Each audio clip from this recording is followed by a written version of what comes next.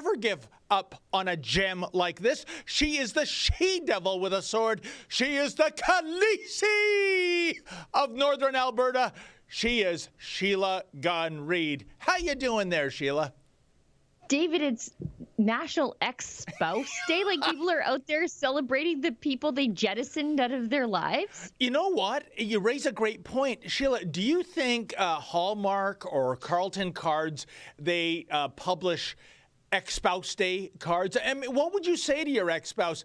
Dear so-and-so, I hope you die of COVID. I mean, like... You know what? Or like, thanks for getting out of my life. Thanks for being gone. Yeah, I have a couple of those from my past where I'm like, yep, dodged a real bullet there. So maybe that's it. Like, thanks for getting lost. You know what? I am sure there are exes that get along. I hear about that. But all the exes I know, they have a burning grudge that will never be extinguished.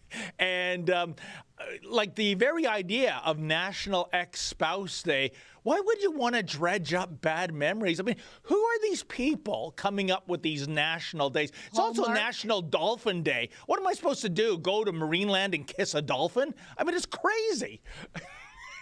This is Hallmark. This is the big greeting card cabal, trying to find a reason for us to spend money on greeting cards. And I'm starting to come around to your way of thinking, where you try to beat the big greeting card cabal by going to Dollarama and then getting a card for $1 that somewhere else would have been $3. But yeah, like you know what? There are exes in my life where I'm glad they're gone naturally because things worked out pretty well in the end for me, but also that I just don't even care enough about to even give a second thought to, let alone get them a card. Like, I just don't understand any of this stuff. Yeah, no, I mean, Sheila, thank God for Dollarama, because, folks, if you miss my scheme, what I do with, birthday cards and anniversary cards, I do go to Dollarama, and what the brilliance is, it's only $1 for a card, but these cards on the back pre-print what they would sell for in a Tony gift shop, $3.50, $4.99. Husbands, dads, write this down. This is great life advice coming up right here. And what you do in case the recipient of the card is not observant, you get a red pen and you circle the price to make the... And by the way, who's kidding who? The very first thing, and Sheila, come on, be honest with me. The very first thing you do when you get a greeting card, you flip it to the back and you check out how much hubby or your daughter spent on that card. Am I right? No, I don't like come cards. on. I don't. No, I really don't. I don't care. Like, I pick it up and I shake it. Does a lottery ticket fall out? Some money. PV Mart gift card. That's my favorite. Gift cards to the farm supply store that also sells the clothes I like. And they've got a great garden center. That's my favorite. I really don't care about the card. I don't know what a greeting card could say to me that a thoughtful child or a husband could say to me. For free. One of the gifts you mentioned in that list, Sheila, is an absolute landmine. You have to avoid it, and that is a lottery ticket. That is lose-lose, because you give a lottery ticket to the person and it doesn't win. That's just a worthless piece of paper. But imagine you get a call on a Wednesday and, hey, Dave, thanks so much for that lottery ticket.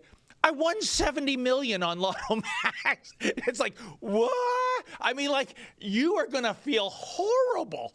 I could have been the multimillionaire. I could have been buying stock in Twitter. Selfish. I get it. You're selfish. Oh, come on. You would have a pit in your heart that she'll have that happen. Any reasonable person. Hey, listen, any super chatters out there that want to call me out on anything I've just said, please do. All I'm asking is for honesty. All I'm asking for, as I say to Lady Menzoid over and over every day, and she hates it, all I'm asking for is a little cooperation. Oh, gosh. You know, that woman is a saint. Just an absolute saint. I hope you treat her well on your anniversary and Mother's Day. She took one for the team. You know what? I should be getting her a card for your anniversary. On behalf of all women, thank you for taking him off the market. Oh, how dare you? So he's not on the prowl out there. By the way, we're 7 minutes into the show, and we started Yes. a little bit late, so we kind of owe these people a little bit of extra time and maybe a little bit of news. So we tell everybody what we're doing. It's the Rebel News Daily live stream. It's hosted on Monday with me and Adam, and Tuesdays and Thursdays with myself and David Menzies, where we talk about the news of the day in an interactive way and a spontaneous way. As you can see, so spontaneous, we haven't really talked about anything for 8 full minutes. But it also gives you an opportunity to support the work that we do completely willingly. So we are currently streaming on YouTube, but there may come a time in the show where we have to cut the YouTube feed altogether, because if we talk about things that you're not allowed to talk about on YouTube, they could not only kill the feed, but kill our channel altogether. And there's like 1.6 million YouTube subscribers. We don't want to abandon you. So we're going to do our best to hang on to our YouTube channel. But because of the censorship of YouTube, we are also streaming simultaneously on Getter, which has been working well for us, but also on Rumble, Odyssey, and Super U. And on those three, they allow you to do something in the form of a paid chat. So Rumble Rant, Odyssey Hyper Chat, and Super U Shout. And if you leave us one of those, we'll read it on air. If it's a question, a comment, a criticism, we'll take it and we'll read it, because unlike the CBC, we leave the comment section open. We want to hear from you. So that's the nuts and bolts of the show out of the way. I think we should talk about the thing that everybody's talking about, and that is the Elon Musk hostile takeover over at Twitter. And I don't know what I'm cheering for, but I'm cheering for the leftist freakout, obviously. Yep. And the trash seems to be taking itself out, which is always great. I don't know. Either way, either Elon Musk is going to burn the company down, which I'm not opposed to, or he's going to fix it from by taking it over, which, I mean, okay, but I could use a little more time in my day. So if he did do away with Twitter, I mean, that would free up a lot of my life. So I wouldn't be mad about it, but really, I don't care what happens to Twitter. I will be happy when it is no longer a progressive, socialist, censorious hell pit. And however that happens, I'm completely fine with. And I think if they reject his offer to take it over today, the board would probably have to resign, right? Because the board, it's their fiduciary duty to guarantee a good return for the shareholders, right? Like, that's their job. That's really your only job. We'll go through this conversation that Ezra grabbed of Elon Musk and his offer to the board of Twitter. But if they don't accept his hostile takeover offer, which I think is $43 billion, which is more than what Twitter's worth. Yep. If they don't they have to resign, because they're not protecting they're not doing their fiduciary duty to the shareholders, right? If they are not taking this hostile takeover where everybody gets rich. You know what, Sheila? I don't know what their particular corporate charter states, so I'm not sure. But I will say one thing. I don't think this is a play to burn down Twitter, to delete it. Not even a multi-billionaire or even a trillionaire, maybe Elon Musk is getting up into that rarefied air, spends $43 billion US, by the way. So what's that in Canadian dollars? Probably over 60 billion in Canadian dollars. And, you know, I love that sound, 43 billion. I envision Elon Musk putting his pinky finger up to his lips like Dr. Evil.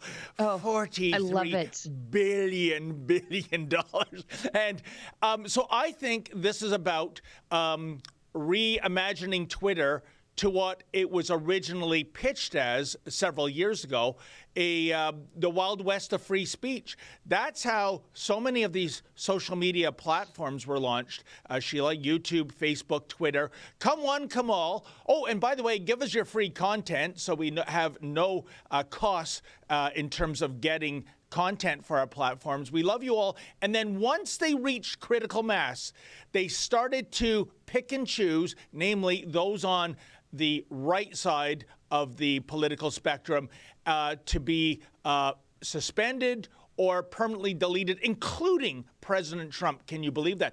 I predict the very first day Elon Musk gets control of this company, should it happen, first of all, You get rid of that jabroni CEO, that censorious thug that's at Twitter, a guy that makes Jack Dorsey look like a free speech king. You get him, you give him a Trump line, namely, you're fired, and then you immediately reinstate President Trump to his rightful place in the Twitterverse.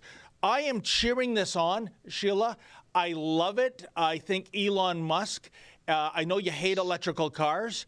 I don't care. He is emerging as a free speech champion. And you're right, the left will freak out because, you know, Sheila, how sad that liberals today, they're not like the classical liberals of yesterdecade. Liberals today equate free speech with hate speech.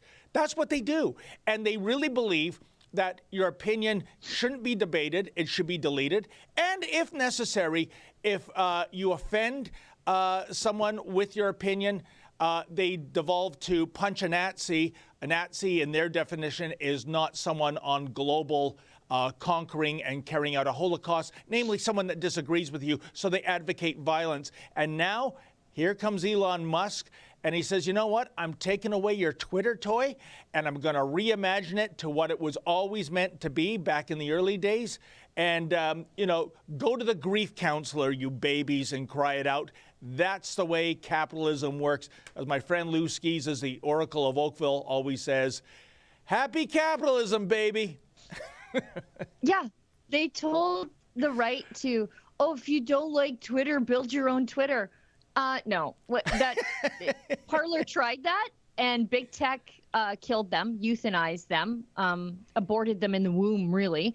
And so, you know, someone from, I wouldn't even say Elon Musk is from the right. He's just pro free speech. Yep. He's doing what they told the right to do. And all of a sudden, they're having an absolute conniption. They're resigning. They say they're going to cancel their Twitter account. And I'm thinking, don't threaten me with a good time. Is this going to be like a normal place again? Like, and the thing is, I don't even care if they leave the platform. But quit censoring people. Yep. Quit. Like, if you don't, there's a mute button. If you don't want to hear from me, mute me. If you don't want me to talk to you, block me. Unless you're a politician, and the public is paying for you to be on Twitter and you have people managing your Twitter account. Catherine McKenna had some 24 people managing her Twitter account, and it was the worst, most flub, gaffe-prone Twitter account ever. But if you have, you know, government resources going into your Twitter account, then you can't block people. You just can't. You can mute them all day long. You don't have to listen to people, but they have a right to speak truth to power. But if you don't like what's happening on your Twitter feed, you can leave too. You know, you don't have to kick other people off the platform. Ezra's got the exchange between Elon Musk and Twitter. Oh. This is the readout. It says, as I indicated this weekend, I believe that the company should be private to go through the changes that need to be made. I'm just so excited about this. After the past several days of thinking this over, I've decided I want to acquire the company and take it private. I love the fact that he's just got $43 billion worth of mad money. Like this, he spends $43 billion. Like, I'm like, maybe I should get that Kinder Surprise.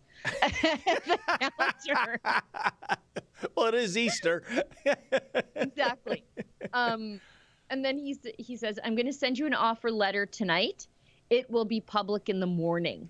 Are you available to chat? And then it sounds like they kind of ignored him. And he says, best and final. I'm not playing the back and forth game. I have moved straight to the end. It's a high price and your shareholders will love it. If the deal doesn't work, given that I don't have confidence in management, nor do I believe I can drive the necessary change in the public market, I would need to reconsider my position as a shareholder. So basically, if they don't let him have the company, they're not getting their 10% out of him either, it sounds like. So ball's in their court. I cannot wait. I can't wait. Are they so censorious that they would shake off $43 billion? Yes, they might be, Sheila. You know, that's how they roll on the progressive Marxist left. And you know what I can't believe when I see the pro-censorship Twitter users whining about, he can't do this. This isn't right. What do you mean? It's perfectly legal. He makes an offer, and if it's approved, he gets it. That's how it works. This is what they told the right to do. Make your own Twitter. Well, no, yes. we'll just take yours. Yeah. Now when they're given a heap and helping of that awful stew, they don't like the taste of it. You know what it reminds me of, Sheila? Some 15 years ago, our viewers surely remember this. Remember the NDP and the Bloc Québécois and the Liberals formed a coalition to take over Parliament and oust the minority Harper government at the time. And what Stephen Harper did, it was a new word in my vocabulary at the time, he prorogued Parliament. And people on the left were going crazy. They were saying, how can he do this? This isn't right. But wait a minute. If the three of you can get together and try to overthrow the government, which, our rules of Parliament allow, well, the rules of Parliament also allowed Stephen Harper to go to the Governor General and say, I want to prorogue Parliament. I actually made that argument to some Liberals, and I got them to change their mind. They went, you know what, you're right. It has to work both ways. That's the ones that were saying. But I remember those days and how dark they were. And the best line of all was that the Canadian government was going to consist of a trio: the socialist, the separatist, and the citizen of France, right? Yeah. And Harper outmaneuvered them, thank God. And right now, if the left doesn't like what Elon Musk is doing, tough luck. He's playing the game within the rules. And if you lose, don't be a sore loser. Yeah, the left is doing that to the right now in Canada with the NDP propping up the Liberals, despite the fact that I'm pretty sure even NDP voters don't want to prop up the Liberals, but here we are. And there's so much that Twitter has never answered for, really. Election meddling. If a Russian oligarch had done what Twitter did during the last election, there would be hell to pay. Oh, yeah. They kicked the sitting president, the campaigning sitting president, off of Twitter in the midst of his campaign. Gross. They censored a now completely true New York Post story on Hunter Biden's laptop. That was absolute election meddling in the lead up to the election. They did it in October, like in 2 weeks before the election. They did that. They've never answered for that. And surely that swayed some votes. Not only did they censor the New York Post, they censored anybody who tried to link back to the New York Post story. And what now? Now, 2 years later, when it's proven to be accurate, what comes of this? Do they even say sorry? People lost their Twitter accounts. They were completely censored. They were shut out of public life. And Twitter was wrong. But they don't even apologize. They just move on and say, oh, you know what? We were just keeping people safe from what we thought was misinformation. Yeah, that great January 6th purge of I woke up the next day and 8,000 followers were just gone, right? Yeah. I don't know who these people are. I don't know what their thought crimes were, Sheila, but they were just purged. Yeah. And such is the power of this platform, which, like I said, employed a bait and switch marketing approach when it first came on the scene. Come one, come all. We're all about free speech. And then they became Silicon Valley censorious thugs.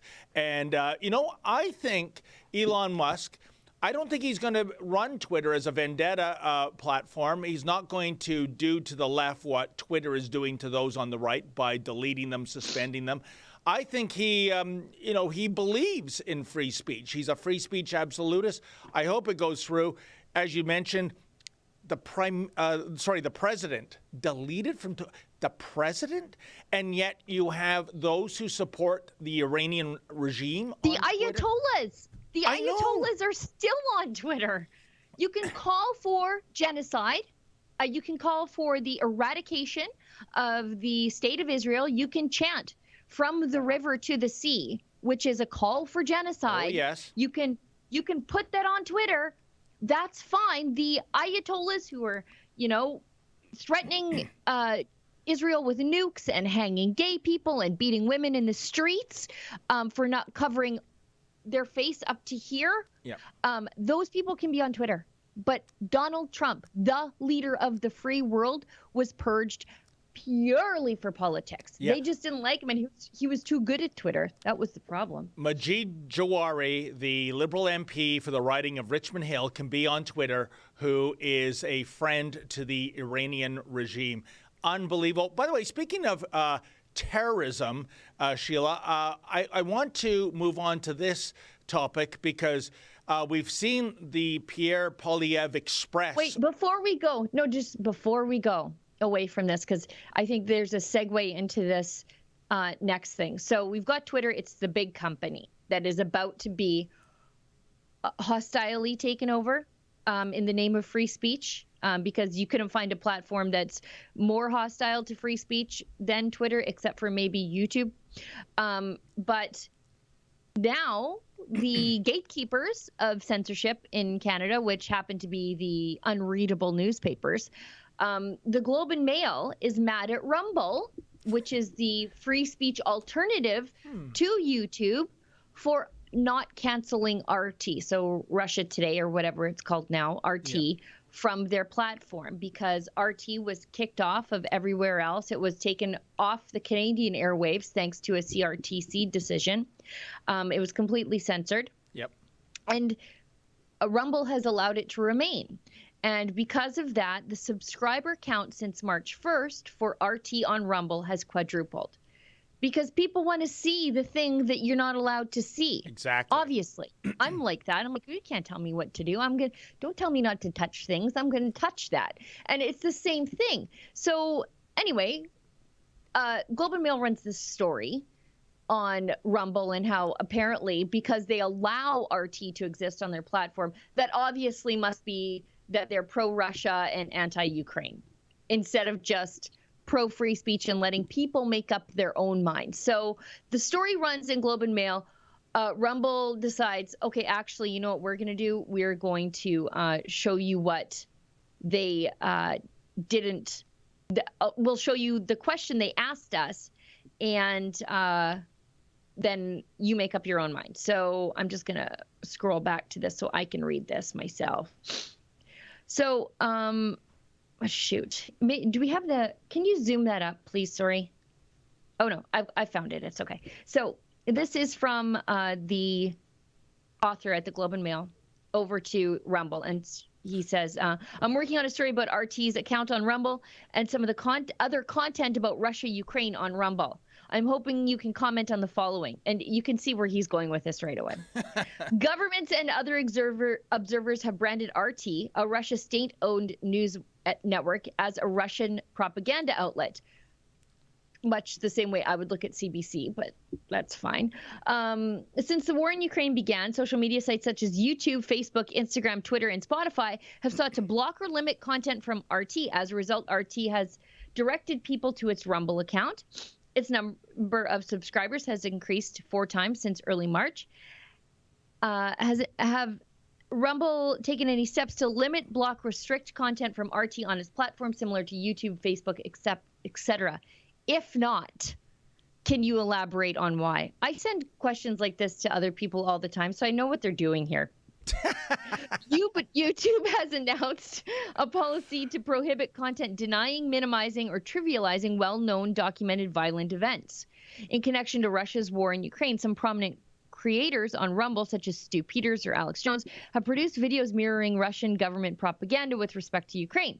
This includes videos claiming attacks on Ukrainian towns, cities could be false flags, downplaying civilian casualties in Ukraine, and that Russians are fighting Nazis in Ukraine. I can provide examples. I bet you can. Does Rumble have any plan to enact policies similar to YouTube to deal with such content? I need a reply by tomorrow, blah, blah, blah, blah, blah. So he goes on. So here's Rumble's reply. There's a reason.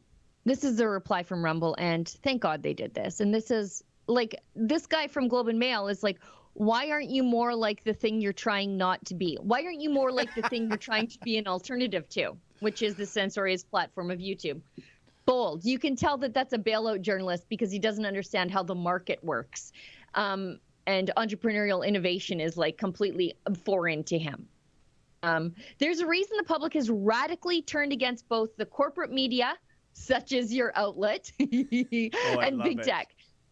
Because you have arrogantly claimed for yourselves the power to decide for the public what information they can and cannot be trusted to hear, and what views they can and cannot express. By stark contrast, the reason Rumble is growing so rapidly is because we trust adults to make decisions for themselves about what ideas they can express, and we trust them to make up their own minds after hearing all sides.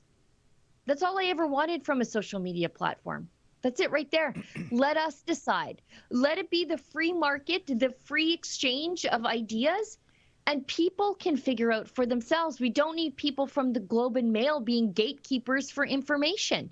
Who made those people that? They just appointed they appointed themselves that. They aren't any smarter than the average bear, that's for darn sure.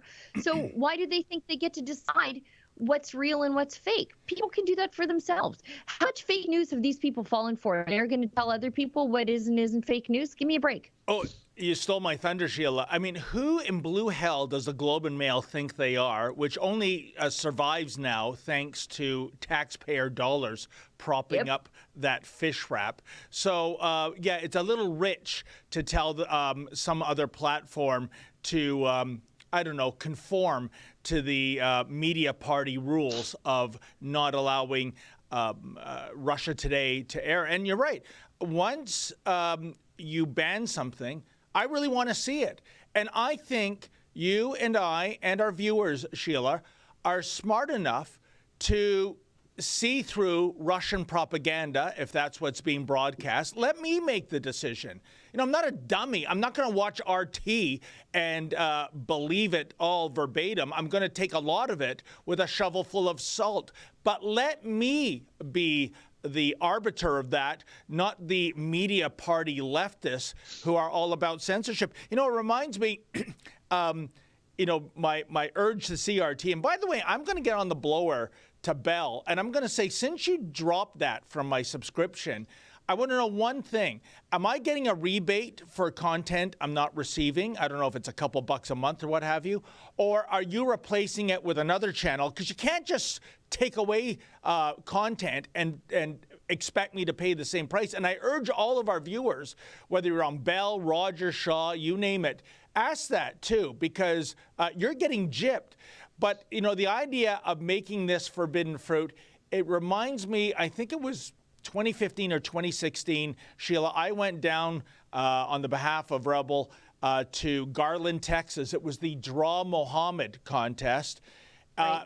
It was a contest very notable for one specific reason. The attendees, including yours truly, could have been killed because two jihadists showed up with automatic weapons to shoot us up.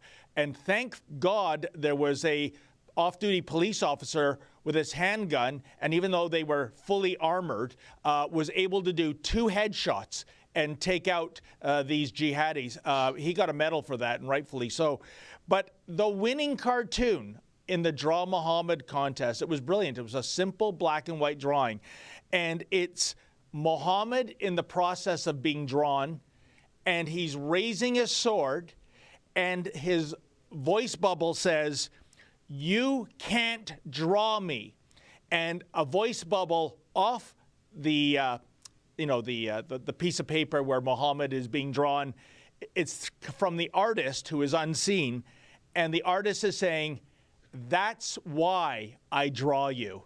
You know, so you ban RT, I more than ever want to see RT. I don't trust the mainstream media and the likes of Bell, Rogers, and Shaw to make those decisions for me, Sheila.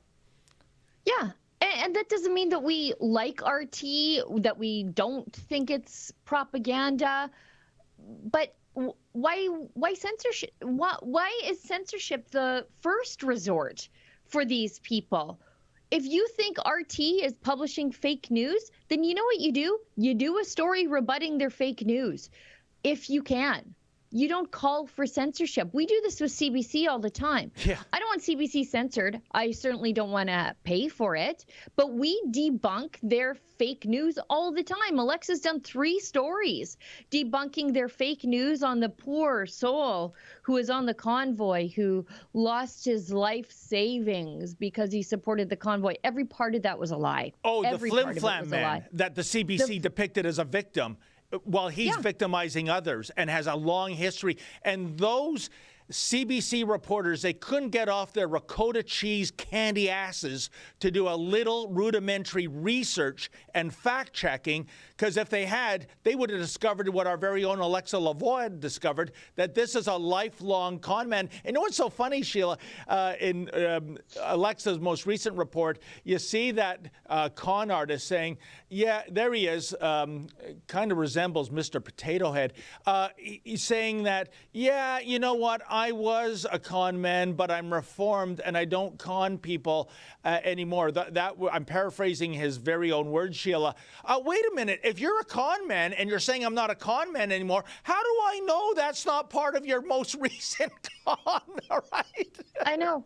But the thing is with these companies, though, like CBC, like Globe and Mail, we exist because they're so terrible, right? Like if they were better at their job, there would be no room in the journalism space for us. So their options are to be better or censor the competition. Yeah.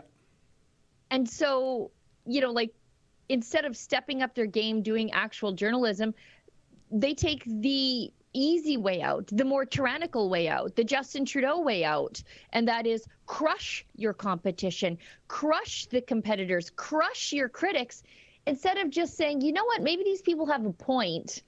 We could be a little more balanced, a little bit more rigorous in our fact checking. They don't want to do that. That's too much like work. So they'd rather just crush the competition. And the government is more than happy to do it because the competition to the mainstream media are also the loudest critics of the government itself. And folks, if you think Sheila is exaggerating, please, if you haven't already done so, do a deep dive into Bill C-11. That's the Internet Censorship Bill. And you're going to find out very quickly what Justin Trudeau meant back in 2014 at a women's only venue. I wonder why he did that. Is he really a feminist, or that means he's doubling the potential of future gropees? When he said that he has admiration in his heart for the basic dictatorship of China in terms of getting things done. Oh boy, Justin Trudeau is the antithesis of a classical liberal. He's all about dictatorship. That's not a word I use lightly. Check out that bill, because what he's done with the mainstream media, he's given them the carrot in terms of hundreds and hundreds of millions of dollars to play ball. And now with the few independent media out there, he's got the stick ready to beat us off our social media platforms. This man is a disgrace, Sheila. You know, Efron and Olivia, I'm sorry to put you guys on the spot, but there is some strong evidence of this happening already. Michael Geist, yes, he's sort of an analyst, a legal analyst for these sorts of censorship laws. And he posted a Twitter thread yesterday wherein he showed evidence of the censorship already happening, where people are trying to write op-eds critical of these new censorship provisions that are coming in law, and they're being approved, and then they're being killed. Yep. So once they get to the editor level, and then they get past that editor level to the, editor-in-chief, managing editor, they're being killed. And so the censorship is already happening. They are censoring the criticism of the censorship law. It is unbelievable, and it's true. Take that survey, and once you answer wrongly, you're cut off. Yep. This is Banana Republic stuff, Sheila, and it's happening in our great Dominion. But you know what? I want to touch upon. Yeah, here it is. Sorry. Okay. I wrote my first response to Pablo Rodriguez's Bill C-18. I warned the bill threatened press independence, noting that I knew of cases where opinion pieces were spiked because they criticized Canadian heritage. That's not Canadian heritage, the idea, but Canadian heritage, the ministry, who was the primary lobbying target. And if you scroll down, this wasn't idle speculation. It happened to me last year in a piece on then Heritage Minister Stephen Guilbeault, approved by the section editor and then rejected by the senior management. Has now started happening with Bill C-18 opinion pieces. Let's keep going. The unsurprising result, wildly unbalanced Bill C-18 coverage in the mainstream media, with even publications typically critical of government rushing to celebrate a bill that mandates payments merely for facilitating access to news. Let's keep going one more. Heritage Minister Pablo Rodriguez says Bill C-18 supports a free and independent press, yet the result is cheerleading from corporate media owners, a suppression of critical views, and risks to the fabric of the internet by mandating payments for links. Yeah. Just wow. Well, they can expect. The bill's not even around, and it's already working. Oh, I know. But we'll see what the courts have to say about this egregious overreach by government, I should think, Sheila. Moving on, because you did mention Ayatollahs in Iran, the country responsible for the most state-funded terrorism on the planet, having access to Twitter, and Donald Trump not. Speaking of terrorism, finally, Patrick Brown, Sneaky Patrick Brown, or as Sheila likes to call him, the Beaver Inspector, he finally made some kind of announcement since last month when he simply announced is he still running? Pardon me? Yeah, can you believe it? I forgot he existed. He's running, isn't he? Oh, I can't wait till he comes to Alberta to campaign. Can't wait.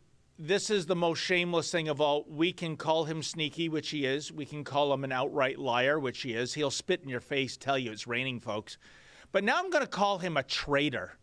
And the reason is his announcement is that if he becomes the Prime Minister of Canada, and I'm going to set a world record for fastest suitcase packed, because I'm getting out of Dodge right away. He is going to take the Tamil Tigers terrorist organization off the terrorist list. Now, in case you think Canada's being mean to the Tamil Tigers, folks, whose flag, by the way, has automatic weapons on it, I think that gives you a hint of what they're all about. 33 countries have declared the Tamil Tigers a terrorist organization. Back in 1991, Rajiv Gandhi, the former Prime Minister of India, was actually assassinated by this group. That's quite an achievement that other terrorist organizations would love to have on their resume, an actual head of state killed.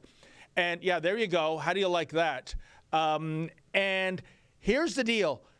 Patrick Brown, Sheila, I am now more convinced than ever, will say anything and do anything to any so-called cultural group to get their support and buy memberships.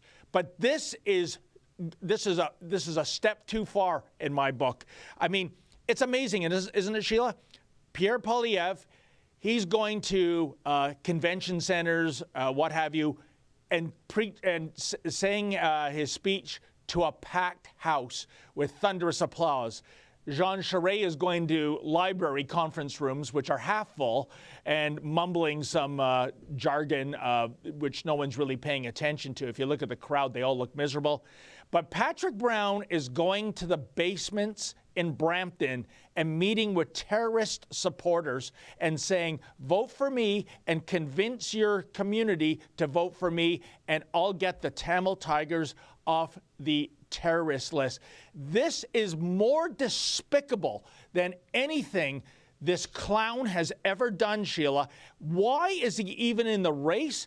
Why is there not more outcry about this traitor? That's what I'm calling him, this traitor, making this caveat to those who support the Tamil Tigers. Normally, we don't call people traitors. That being said, I think there's less outcry here because people forget he's in the race. They just forget he exists. And when you look at the grand scheme of things, this is a gross violation of conservative principles. But the impact on the flip side to his campaign, it's really going to be inconsequential. So I don't even understand why he would do it. Like, how many votes do you think taking the Tamil Tigers off the terror list is going to get you in Calgary? This is a very niche issue for 5 neighborhoods in the Greater Toronto area. But what it does is serve to make Canada as a whole far less safe, and it forces us to part ways with our allies in the global security apparatus. I don't understand why he would do this, except to pat himself on the back and say, look at my cultural outreach. But that is also the bigotry of low expectations, that you would think that cultural minorities would want you lumping them in with known terror groups. On the flip side, Pierre Poilievre, he's being called far right, a far right populist, a downright Trumpy. You know where he is tonight, by the way? River Cree. River Cree is a resort on Enoch Cree First Nation. And he's been the only one talking about economic prosperity for Canada's First Nations as a way to get them out of generational poverty. And he's showing his support for that by going to the Enoch Cree First Nation, where Chief Billy Morin has really been a driver of, we need Indigenous entrepreneurship, we need business.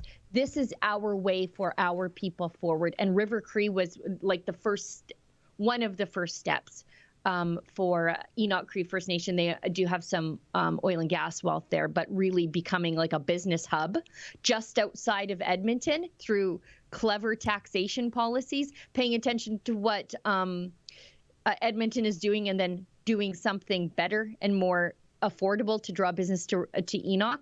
That's what they're doing. But I just saw a quick note a friend sent me.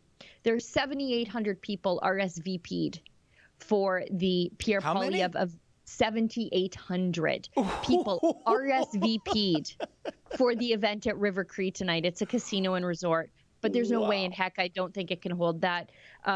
Chief Billy Morin says that they only have a parking lot for 2,500 people, and that includes people who are currently staying at River Cree and the staff, and likewise. So it's just going to be a real traffic disaster out there in Enoch. But it's going to look like Woodstock in 1969. My point is, that's real cultural outreach.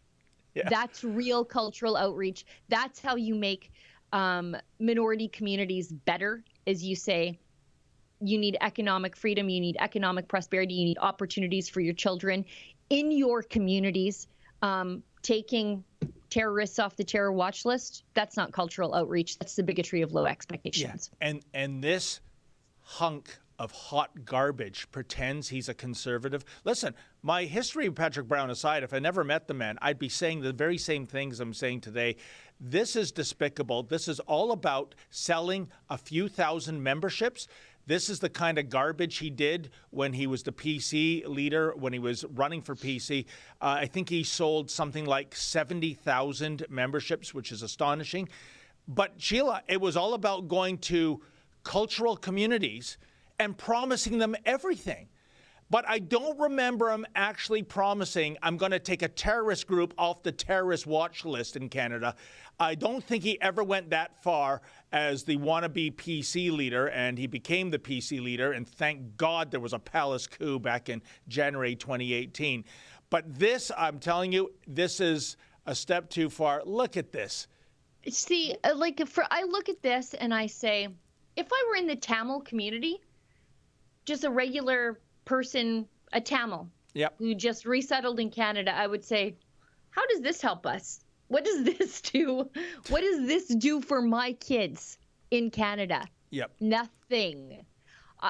This is astounding. And I'm sure there are some people in the Tamil community who came to Canada to get away from the Tamil Tigers, and yet here we are. I bet you're right. But like I said, he will say or do anything. Folks, do you want that guy as the leader of the Conservative Party? Do you want that guy as Prime Minister? I'll tell you, in comparison, I think Justin Trudeau is a prize compared to what Patrick Brown would be. But and why is he always going on and on about religious freedom? If he believes that, Sheila, why is he in your province standing up for preachers and pastors being thrown in prison if he believes in religious freedom?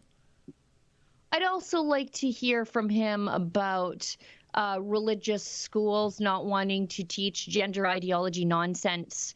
Where would Patrick Brown fall down on the defense of religious institutions to be able to teach religiously appropriate things to their kids? Even though he's standing in front of a very obvious Catholic church, because I see a statue of the Madonna behind him. Oh, it's one of those horrible modern Catholic churches that don't actually look like a church, just yuck. But anyways, you can tell it's a Catholic church because there's a statue of the Holy Mother there. But I wonder if he were pressed on the issue, would he be fine with Catholic schools saying, yeah, marriage is between a man and a woman. Life begins at conception and ends at natural death. And you cannot change your gender based on your feelings that day. Would you defend the right of a Catholic school to teach those things? I bet he wouldn't. Sheila, may I remind you, we're still on YouTube. I think what you just said might qualify for hate speech. Definitely. But, until Elon Musk cleanses Twitter by fire, I probably couldn't say that there either. Wow. Well, Sheila, we have so many topics that it's going to be impossible to get to all of them. What tickles your fancy? We should get to the thing that is in the remaining thing that is in the headline of the show today, and that is about the tax on trucks. And yes, this is really something else because the Liberals are denying it exists. Chris Sims wrote an article, Chris Sims of the Canadian Taxpayers Federation. Love her. She's the best. She wrote an article, and I'm just going to bring it up here really quick. Thank you. Trudeau is planning a tax on trucks. These types of taxes always start with a small select number of people to tax and then broaden little by little every year until everyone is paying more. So let's scroll down here. By the way, Sheila, some people condemn me for being an old fogey because I still subscribe to the Toronto Sun print edition. And the reason I do is that was a really lame headline online. But if you got the print version of Chris Sims' article, the headline was a thing of beauty, which was, "What the truck?" Oh, let's keep going. Because the Liberals deny this exists. The proposed tax would cost an extra $1,000 on a lady's truck, an F-150, and for a guy's truck, a Ram 3500 heavy-duty pickup, they'd get hit with $4,000 in tax. These trucks are already like $100,000, and you can't even get a fully loaded one because of the supply chain issues, and used ones are now, a highly sought after because you can't get leather, you can't get a sunroof because of supply chain issues. It's just really a nightmare in the heavy pickup market, especially if you want like a fully loaded vehicle, and this will just make it worse anyways. But Sheila, what about my Ford Adrenaline pickup truck? Your lady's truck. Oh, how dare you? I can't win with you. For most people, this new tax will come as a surprise, as neither Prime Minister Justin Trudeau nor Environment Minister Stephen Guilbeault held a big press conference to announce their latest war on working folks. The recommendation to whack trucks with a big tax is buried deep in a new 271-page report from the Ministry of Environment and was posted on the Government of Canada website March 31st, 2022. Here's the thing. This is not an attack on Toronto. This is an attack on, once again, the working man all across the country. But for me, I look at this and I say, this is farmers, this is rig hands, This is construction workers, this is the useful people who make the world go around.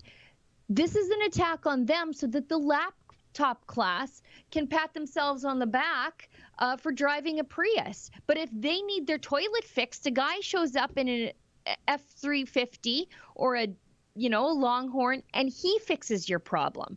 When, and to think that these are luxury vehicles, they're not. They're expensive, but they're not luxury vehicles. For my husband, his Longhorn is his office. He spends most of the day in there. It idles all day because it's unbearably cold here. He needs to have all of his radios, his logbooks, everything. He's running rig moves out of a pickup truck. And so it has to be a certain way, and it has to be able to handle certain roads and certain conditions and sometimes haul certain things. And for being a completely useful person, providing a service to Canadians that in the end results in them being alive during the winter, extra $4,000. But Sheila, here's the thing. You're right. Right now, it's the pickup truck, which is the bailiwick of the blue-collar worker out there, which, of course, someone like Justin Trudeau and Gerald Butts would look down upon. But what do you want to bet? Step 2 is going to be large SUVs. So the Toronto liberal elitist soccer mom driving her Audi Q8. You're next. And I say that because the basis for going after all those models you named, it's a benchmark based on fuel consumption. I think anything over 14 liters to go 100 kilometers. By the way, I hate that metric measurement. Once upon a time, I don't understand it. Yeah, miles. It's like a golf score. The less it is, the better it is. And I'm from the school where I get 9 miles a gallon. That's a gas guzzler. But if it's 35 miles per gallon, that's an economy car. But and why didn't we say instead of that stupid X number of liters per 100 kilometers, why didn't we just say liters per kilometer, right? That I would understand, but no, the metric people, they're part of that elitist group too. So what I'm saying, Sheila, is that if someone is being smug out there because, I don't drive a pickup truck, that's just the working class, they're coming for you too if you have an SUV or even a passenger car. I mean, I don't know what the mileage is of a Dodge Challenger Demon, but I'm betting it ain't Prius-like, so maybe they're going to come after you too if this is all based on mileage. So this is another tax grab for basically so many drivers in Canada, Sheila. Yeah, and initially it doesn't hurt Liberal voters, so they really don't care, right? This hurts useful people. Efron whispers in my ear that we've got quite a few super chats to get to, and we've got 6 minutes left in the show. Okay. So let's move along. We've got a chat from GGFD. Gives us $10 and says, just us folks behind the scenes here at the Qualified Canadian Journalism Organization to hear this morning news. We love Rebel News, but our boss and his bosses do not. Well, thanks so much. I don't know if you're joking or not, but just a quick hint to what's happening behind the scenes here at Rebel News.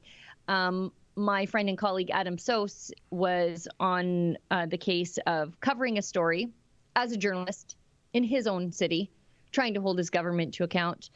We had the finance minister in Calgary today, and it sounds like he wasn't able to access the press availability, even though he is a journalist, and the minister who is not from Calgary was in his town, and he couldn't attend a press availability.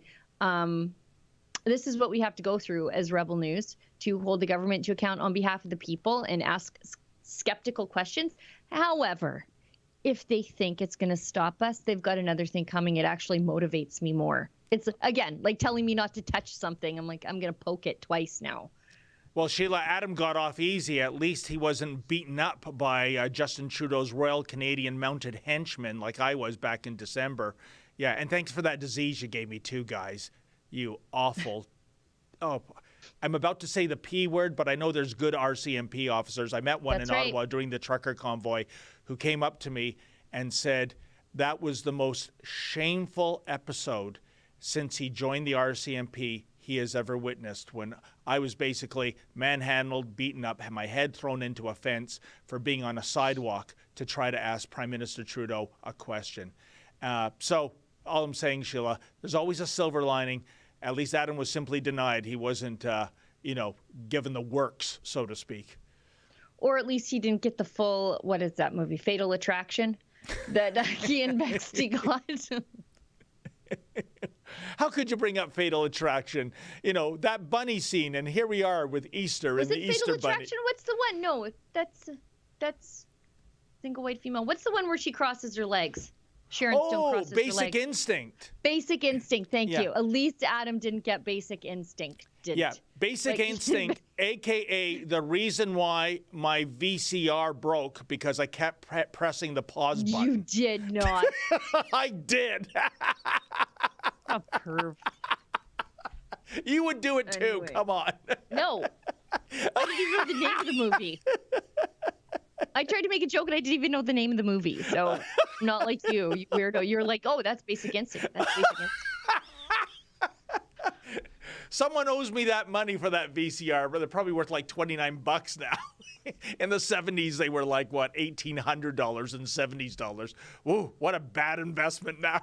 There are portions of our viewership who are like, what's a VCR? Yeah. What's a Walkman? Or if you really want to get cryptic, what's an 8-track tape player? Do you remember that? Oh, yeah, there's one in one of our sea cans. I got it at a garage sale with like a whole pile of like Loretta Lynn, Dolly Parton, George Jones cassettes. And I don't know what to do with it, but I just don't want to get rid of it. I was like, this is the perfect find for me. I don't know. Maybe I'll get an old motorhome and drive around listening to that stuff. Let's keep going. Annalisa, 1964, gives us $10. Good morning. My two faves. Sheila, a question for you. Is your husband related to anyone in CL? CL. What do we mean by CL? I don't know. I don't know that abbreviation. Sorry. My man's last name is Reed also. Menzies, looking hot stuff today. Whoa. You do look good in that color, by the way. But Annalisa, you said my man, and yet you're calling me hot stuff. I mean, hey, I hope hubby isn't tuning in right now. I don't want another beating is what I'm saying. It's weird because you just sort of keep asking for it. Anyway, Enmark, this is Kane Enmark, this is $2. I'm excited. My parents and I got ballots today, 3 ballots to get Kenny out of Alberta anyway. LOL. Oh boy, the bloom is off this rose, isn't it, Sheila? I think he might clear that leadership review because people are like, well, there's Notley sniffing around. Like, Notley is really campaigning very, very hard right now. I was watching something on Amazon Prime yesterday, and an ad for the NDP in Alberta came on, and I was like, God, they're just stuffing this stuff everywhere. And I think the fact that she's campaigning so hard and announced her intention to be the next premier of Alberta, it might spook people back into the Jason Kenney camp because they're like, no, you know what? We're just going to have to tough it out. He doesn't deserve our vote, but she sure as hell doesn't. So I think that's where a lot of people might find themselves during this leadership review. Yeah, we have to modify that devil phrase. Better the devil we know and have as opposed to the devil we used to have and we still remember. Yeah, that's the thing. Yeah. That's the thing. And everyone's like, oh, the oil patch is hopping. Everybody's getting back to work. As much as I don't like war, it's good for, jobs here in Alberta and, fertilizer and potash. And it's just things are going well on the prairies after a very long time of them not going well. And then there's Notley just lurking around the corner, and it's spooking people. I really think it is. I'm happy to hear about that recovery happening in your province, Sheila. Your co-residents so deserve it. Yeah, it's crazy. The entire prairies are just with, again, I'm not cheering for war, but war does, and while other people suffer from the cost of natural gas and oil and gas, it's a job driver here. And it's a sad way to get a recovery, but boy, did we ever need it. Kushi 1124 gives us $5. Good morning, Rebels. End of Lent. Yes, just a few days left. Today marks the Last Supper, by the way. Carnivorous diets, yes, they may resume. I know, I'm looking forward to it. Oh, I'm getting up early on Easter just to eat steak, just steak in the morning. I can't even wait. I was thinking about it this morning already. Robolo 68 gives us $5. Why are Charles and Camilla, those World Economic Forum members, coming to Canada? Well, because they are the prince and his, I guess, consort. I don't know what we would call her. I don't really care a lot for her. Well, I'm sure not going to call her by the. I'm not going to call her by the nickname Charles used for her. No. Don't. But he's the Prince of Canada, so I guess he can come here. I'm hoping I can trust Pierre's truth as a PPC. I understand if I vote strategically, perhaps we can finally get rid of Trudeau. You know, Pierre Poilievre is really doing his best to appeal to those disaffected PPC voters, and he's so far saying all the right things, and that was something we didn't see from Aaron O'Toole or from Andrew Scheer, for that matter, was any sort of political ecumenism to reach across to say, look, I know why you left, but we're going to do our best to heal those divisions and address those issues.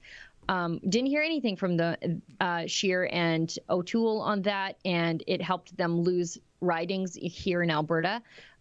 So hopefully that doesn't happen again, and I'm happy to see some of that from Poilievre, but also from Leslyn Lewis as well. Sheila, who? Who are you talking about again? Yeah, exactly. Nobody can. Billy Howard gives us $2. Will Biden and the SEC nix the Musk deal? If not, will Trudeau ban Twitter CCP style? You know, there's a lot of possibilities in there, a lot of things to think about. That could happen. Could you imagine? I don't know if Trudeau would ban Twitter, but he is using all these other levers in the background at the same time to impose social media regulation in Canada. So that's very CCP. Yep. I don't know. That's a lot to think about. I just think Elon Musk is too wealthy for these people to do anything about. And too smart. I bet he has investigated, or he has hired consultants or lawyers to investigate what could be done, and maybe he has the answer to those questions, and maybe it's not doable, his enemies in terms of censoring him. So who knows? Yeah, like I woke up this morning to see that he had made that offer, and I thought, oh my goodness, he's in a different dimension than we are. Like, he's in the Musk dimension, and we're over here trying to live in the Trump dimension, where he is going to make this offer that if the board doesn't accept it, it could result in the board being forced to purge itself because they're not meeting their fiduciary obligations. I'm like, wow, they might reject his offer and still end up purged because they didn't do their job. I mean, he's cleaning house from the inside out already. It's just, yeah, it's funny. He is a futurist, right? Like his whole company is built on what he sees in the future, in the near future and far. And it's playing out in real time right in front of us on Twitter. But financially, you're right. They're in a different league from the rest of us, Sheila. You know, it reminds me of, it was probably the greatest Time magazine headline I've ever seen. And it was a profile on Ted Turner in the early 90s, who was going through lots of trouble with his CNN, his baseball team, etc. And it's a photograph of Ted Turner, his shirt sleeves rolled up, and the cover line reads, "Down to his last 100 million." Yeah. And that's $90. How will he ever survive? Down to his last 100 million. Anyhow. That's funny. Speaking of shirt sleeves rolled up, I caught you off guard this morning in the morning meeting when I didn't have like my plaid shirt on. I just had like a sleeveless shirt, and you're like, "You look like a rocker." And then I realized nobody in the world has ever seen my arms. They were things of beauty, Sheila. I wasn't quite dressed in time. Well, at least you weren't like that liberal MP who showed up at the meetings twice, sans all clothing, right? Oh yeah, no, he's hanging out in his like phone. He was like the Sasquatch walking through the background, like in that, swinging his arms through the background. You want to talk about a video somebody stopped and rewatched dozens of times. Right here, I was like, I can't believe what I'm seeing. You don't actually see all that much, but I'm like, no, there's no way that you do that twice. And you're not just, this is the new modern version of being the weirdo in the trench coat at the bus stop. It's just like, oh, I was accidentally on Zoom Parliament with my wiener out. Sure, you were. I can assure you, Sheila, unlike you, me being a heterosexual man, I did not watch it once. I just read about it, and that was enough. I watched it, and I was like, I got to write that up for the website immediately. I just couldn't believe he did it twice. No way. That's compulsion. That's a compulsion, right? Like, that's a fetish at that point, right? Like, that's not an accident. Weirdos. Can you imagine what it was like to work for that guy? You know, like in his constituency office? Sir, your fly is down again. You'd be you would be noting that it were up and not down, I think, with that guy. Anyways, let's keep going because we're way past. Cheryl Dawn V gives us a buck and says, Wells Fargo, I didn't know anything about this. Wells Fargo tells Canadians they have 30 days to close their accounts and will not open new accounts for expats. What is this a sign of? I don't know. I think it's interesting, Sheila. I think this might be Wells Fargo making sure that there's no money laundering going on. I can tell you, I reached out to a brilliant financial advisor I know. He's worked on Bay Street and Wall Street. And it was at the time when a lot of people were getting in touch with me saying, where can I go to park my money? Because they were afraid, because they made donations to the Freedom Convoy, their accounts were going to be frozen. And I said to my colleague, can they park their money in U.S. accounts? And what he said is that there's going to be some trouble, because when foreigners put their money in, the first thing the bank says is, why you parking it here? And then secondly, they automatically default to a money laundering position. Now, there is a way around it, which is to go to a U.S. bank that is uninsured. They don't ask questions. However, that's the key word, isn't it, Sheila? Uninsured. If that bank fails, say goodbye to your life savings. So I think, I don't know the answers for sure, but I think that's what is motivating Wells Fargo as being a major insured bank. Gotcha. Lisa Proust. Haven't heard from you in a while, Long Lisa. time. She gives us, $10. Says, I love you, Sheila. I get caps. You don't. Yeah, I Sheila noticed and David. that. I noticed the uppercase Sheila and lowercase David. Thanks, Lisa. Never go away. I will have serious withdrawal symptoms. Love you both, and the Rebel team. And the Rebel team gets capital letters too. So it feels intentional, David. She is so nice. She has a beautiful condo, drives a hot car. Oh, way to go, Lisa, even though you put my name in lowercase. You are forgiven. It's Easter. Settle down, David. Cat Barks at 68 gives us $2. Love you both. Why on earth is Michelle Rempel backing Patrick Brown? I don't know. I have no idea. You know what? Michelle Rempel, if she has an ounce of integrity, now has a reason to not back Patrick Brown. Because you know what? Sheila, here's your escape hatch. Here's your escape hatch. Get out of there.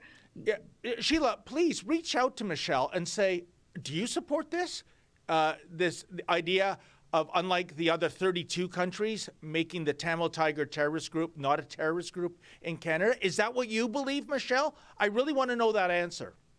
Yeah, it's just so anti-conservative to take a soft approach to terrorism. Yep. Like, conservatives have been so critical of how Justin Trudeau is soft on organizations that are linked to Hamas and the PLO, returning funding to UN agencies that ultimately funnel money to Hamas, so that Canadian money ends up in the hands of terrorists after it goes through the stopover of a UN refugee organization. And conservatives have been so critical.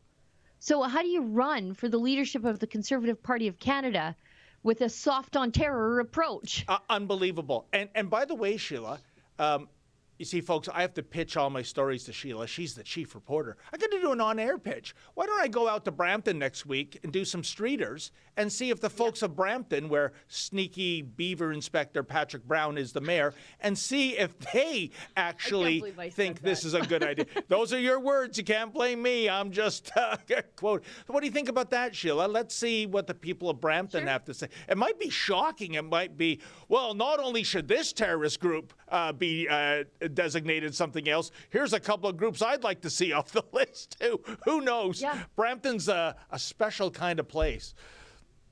Yeah, I think maybe we should send another reporter to replicate that somewhere else, like Montreal or Calgary.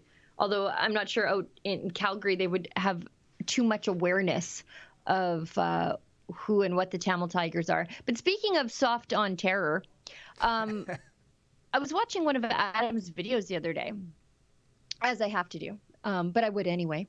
Hardly feels like a job I get paid for. But he has a video from Calgary where they have a ban on honking, right? Because honking is terrorism or something. Audio terrorism, whatever. Anyways, so they have a ban on honking, which is ridiculous. But right at City Hall, literally right at City Hall, there are people who are chanting, and I mentioned this earlier because the reason I mentioned it earlier is because it was fresh in my mind. They're chanting, "From the river to the sea, yep. Palestine will be free."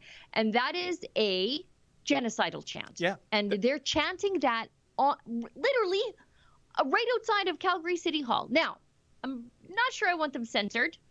But where's the outrage from the politicians? You have chants for genocide on your streets. Why aren't you saying, hey, I support free speech, but that's not cool? Sheila, the same thing happened in Toronto last May, from the river to the sea. And by the way, lest anyone think that's a geographical designation, it's not. What it really means is to push all the Jews in Israel literally into the sea. From the Jordan. Yeah. From the Jordan to the sea. Yeah. So, excellent point. And by the way, maybe Mr. Producer Efren can source it. That's why when I was at the Windsor blockade a few months ago, I reached out to make sure a goose did not get confiscated by the authorities. It was only a 31-second interview, but it was a goose that was honking. If you don't believe me, maybe Efren can source it. We can show that later. But hey, if they're giving tickets to people honking their car horns, why not creatures that actually are forced to communicate that way? We'll try to dredge that up before we go off the air, folks. But anyway. Yeah, by the way, where are the liberals who are like, oh, honking? HH, Heil Hitler. Yeah. Honking is a tool of Nazism. When simultaneously, while there's a honking ban in place in Calgary, there are chants that the Nazis would definitely approve of happening at Calgary City Hall. And not a single politician, not even the conservative ones, said a damn thing about it. And Sheila, that was a liberal Jewish MP in Toronto that said honk honk is Heil Hitler. She diminishes Nazism and the Holocaust by saying something so outrageously stupid. By the way, we do have that clip of me trying to ensure a goose did not get arrested in Windsor. Look at that, folks. Did you hear that goose honking? Doesn't it know that you're not supposed to be honking?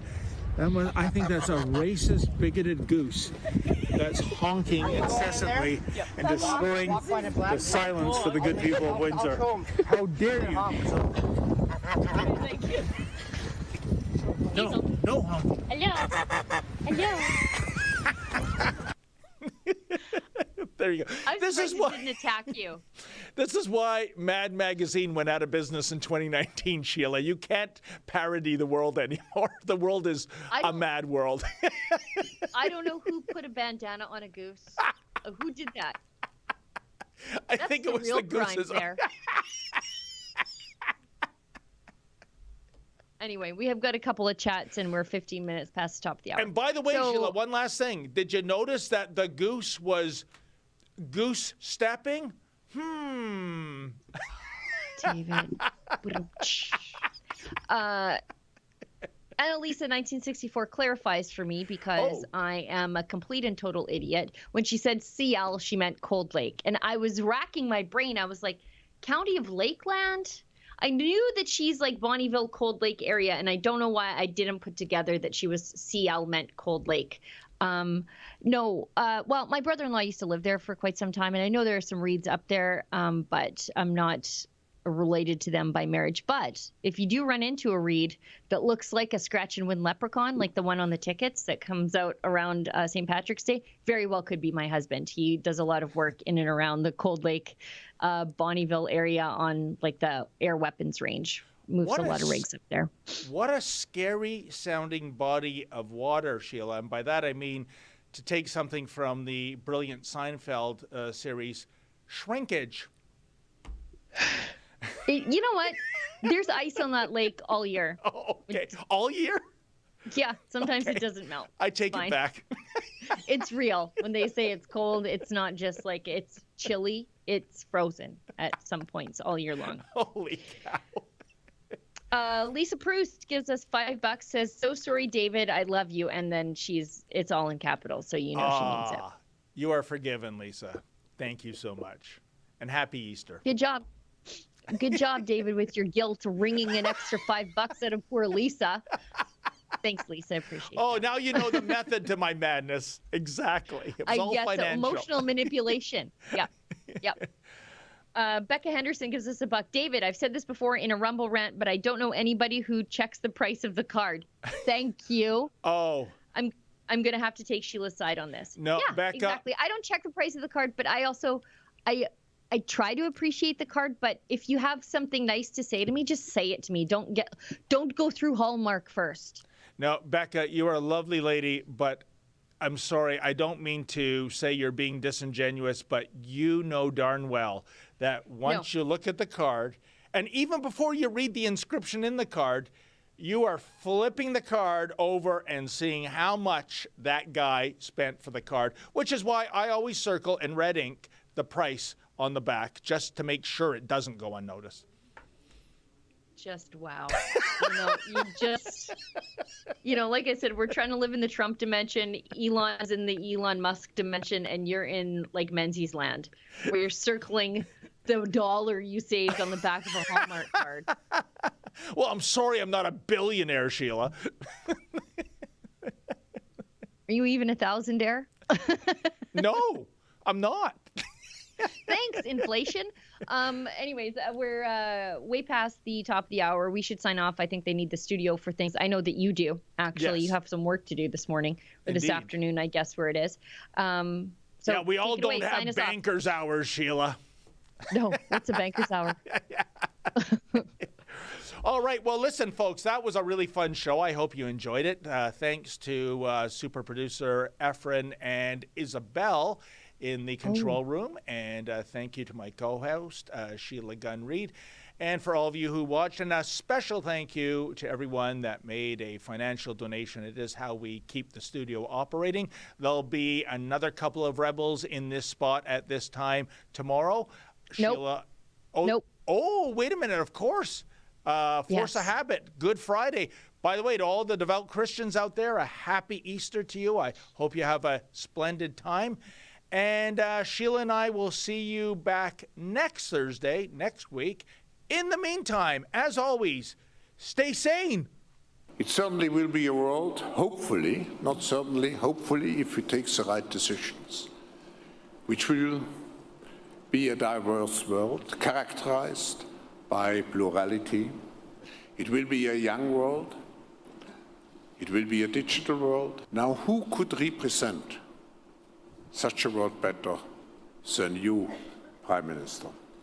To represent also a new, open Canada.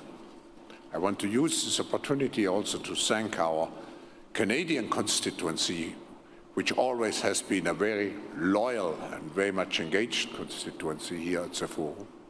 But now, I think with you, together with our constituents, Prime Minister, we can make sure that in the future we strengthen the cooperation even more with your country. It certainly will be a world, hopefully, not certainly, hopefully, if we take the right decisions, which will be a diverse world characterized by plurality. It will be a young world. It will be a digital world. Now, who could represent such a world?